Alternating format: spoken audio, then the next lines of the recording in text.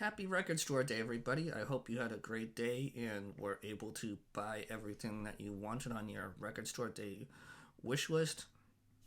Um, I was able to pick everything up that I wanted and then some. One of the albums that I picked up first was one that I did not see on the Record Store Day list, but nonetheless, I'm happy to have picked it up, and it is the uh, Sam Phillips, Volume 9. It's a compilation album with such artists on here as Johnny Cash, Carl Perkins, Little Milton, Jerry Lee Lewis, and the name that stood out most to me, mainly because he's one of my favorite piano players, and that is Pinetop Perkins. Um, Here's the artists on the back. Interesting story about Sun Records. I got to go down to Memphis back in 2012 to attend the Blues Music Awards that a friend of mine was in, and she was nominated for a Pinetop Perkins Award. Unfortunately, she did not win, but just to be nominated was a very high honor. So I was happy to have attended, and while I was down there, I got to go to Graceland and also see in where Elvis recorded in Sun Studios, get a tour of that nice building, historical building, and so when I saw the Sam Phillips album there, I got it mainly for nostalgic purposes. But one thing I'm not too happy about is the inner sleeve advertisement. I understand that everyone wants to get in on the gig and earn some or make some more money, and it's no different with Record Store Day. But what I would have done is maybe made the Tito's logo a little smaller and put on the photos of each artist on here, and really dressed up the inner sleeve a little more. But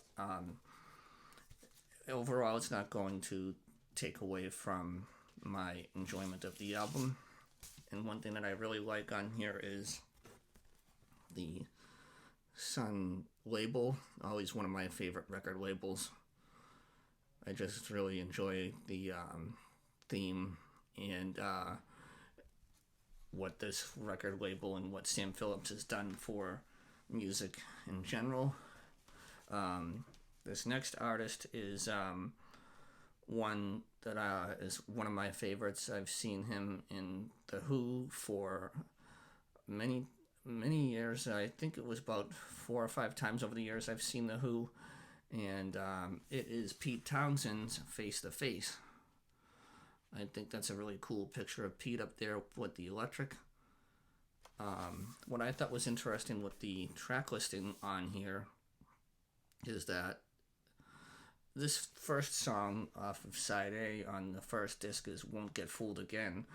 I'm surprised it was not listed as the last song on the second disc, since that's what they tend to close out their shows with or play as an encore. But nonetheless, it's good to have it on here. Behind Blue Eyes is also on here. After the Fire, that's another good tune. Face to Face is the title track, which is on disc 2 side C. So isn't Pinball Wizard. So there's a lot of great songs on here, Who songs and Pete Townshend solo songs. I'll show you the inner sleeve first of disc 1, and that's a pretty neat picture of Pete there up on stage. Both discs are on yellow wax, which I think the best way to describe it would be like a lemonade kind of yellow. I'll get the second album out and show you the inner sleeve. I won't bother showing you the album again because it's the same color as the first one, but there's a cool picture of Pete on acoustic. And finally, for this album is the gatefold Nice picture of Pete with the acoustic again. And again, I'm looking forward to spinning this one. The next artist is one that had, I think, 2 record store day releases last year, and that is the legendary Rory Gallagher. This is also a double LP. This is live in San Diego, 1974.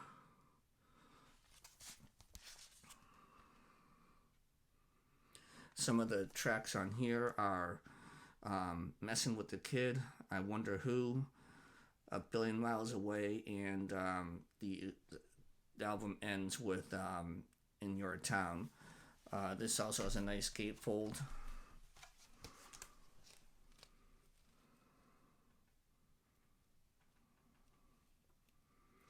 And I'll quickly show you the inner sleeves.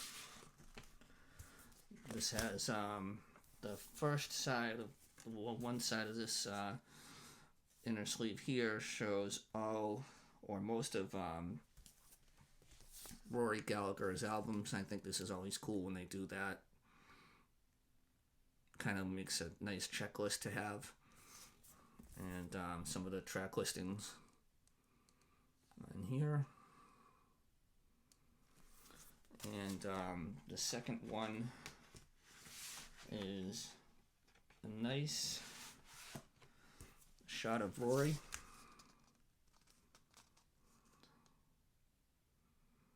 And on the back, just some more track listings from this set list here. And again, it's really cool to see Rory Gallagher's stuff showing up at record store days. I'm always happy to pick up stuff from him when I'm out doing some record hauls. I don't see a lot of his stuff in the stores, so when I do, I will usually pick it up if obviously the album is in good shape. Now this next one I was kind of on the fence about getting, only because when The Doors released Morrison Hotel, they put out the Sessions album for that on Record Store Day last year, and I wasn't too thrilled with it, only because they had about 4 or 5, maybe 6 different versions of, I believe it was Queen of the Highway, which is an excellent song, but I think it was kind of overkill on Rhino. I think it was Rhino that put it out.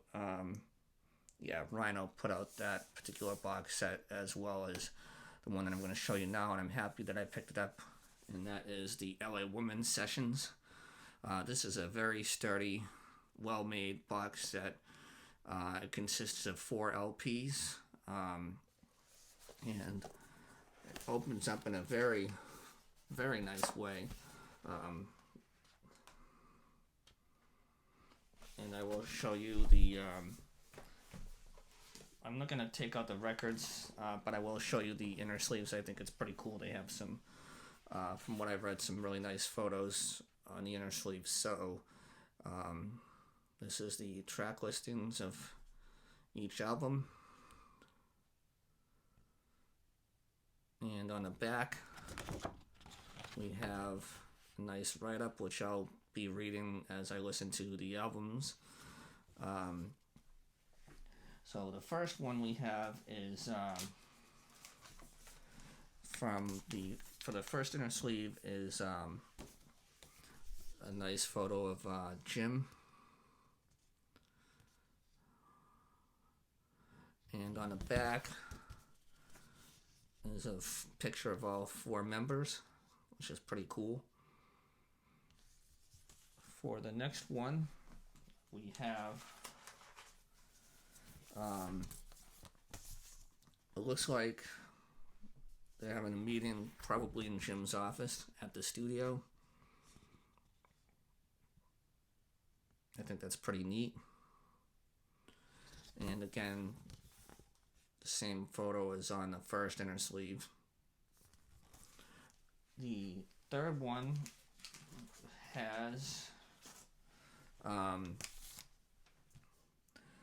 another in studio photo of the band recording. Nice setup there with the keyboards, I think. And you can see John Densmore right there on the drums, I'm sorry. And then, as I said before, the back has just the four of them, and it looks like it's going to be the same.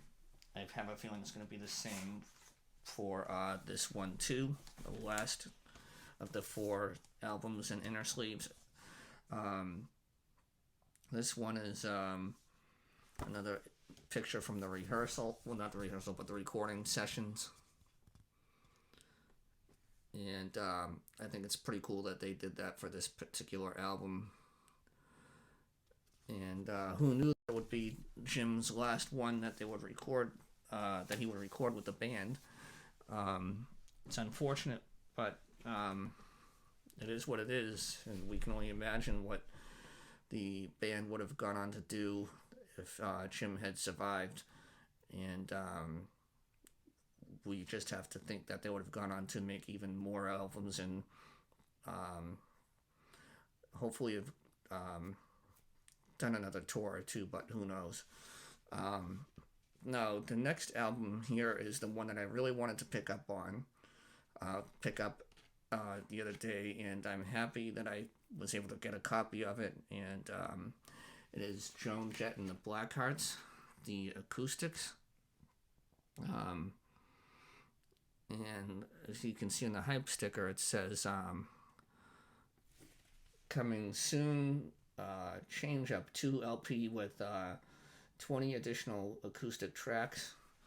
I'm really looking forward to listening to this one. I don't think I've actually heard Joan Jett play acoustic before, so I am excited about this one, and I may actually go back to the record store after work tomorrow and see if there's any leftovers of this one, and get a copy just to have sealed for basically nostalgia down the road. But here's the inner sleeve, and on the back, nice picture there too. And the album itself is on black vinyl, and I really like the album label here. The color scheme is just really cool. That kind of crimson orangey color with the black. I think that really stands out nicely. But those are my finds for my haul for vinyl on record store days. I hope you all had a great record store day yesterday, and I hope you all got what you wanted, and I will talk to you soon. I have plenty of vinyl that I have backlogged that I have not had a chance to make videos of, so I'm looking forward to sharing those with you real soon. And again, happy record store day, everybody, and I will talk to you soon. Take care. Bye-bye.